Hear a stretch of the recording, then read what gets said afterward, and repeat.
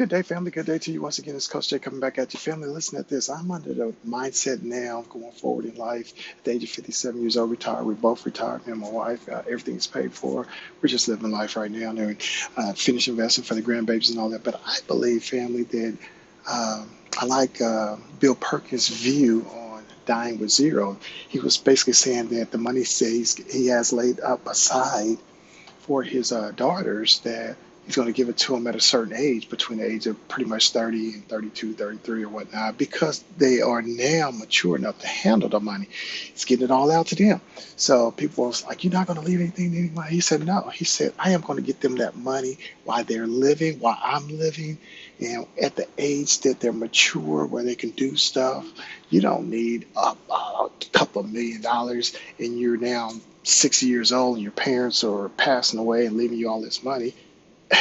You can't do most of the stuff you could do at the age of 30. So when I was talking about the last videos, I was talking about the this wealth transfer while people are living.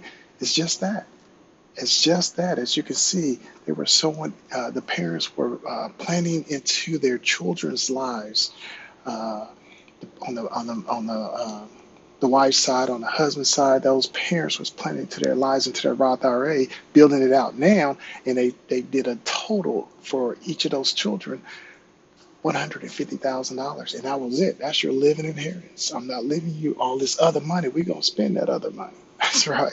We're gonna spend that money down, have all our trips, because no one did it for them. So they decide they want to do that for their children. So I believe you need to get this money to them at different ages and stages in their life. And remember, they helped them put down this big down payment. They couldn't pay it all off like I would prefer be done with a 20-year-old, and that way they are really freed up.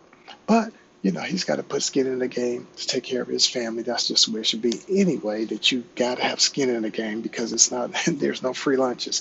But I do like coming alongside helping people out. If you got it to do it, hey, buy their first home. That's where one particular culture that I've studied out, that's the way they do it. They buy their children their first home once they get married. All right. And so we talked about getting the grandparents involved with taking care of the grandchildren, college.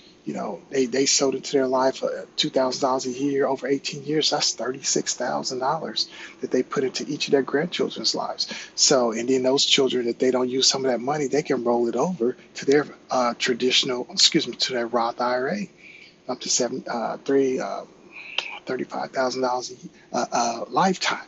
So they got different avenues to take care of generational wealth. We got to get in that mind frame.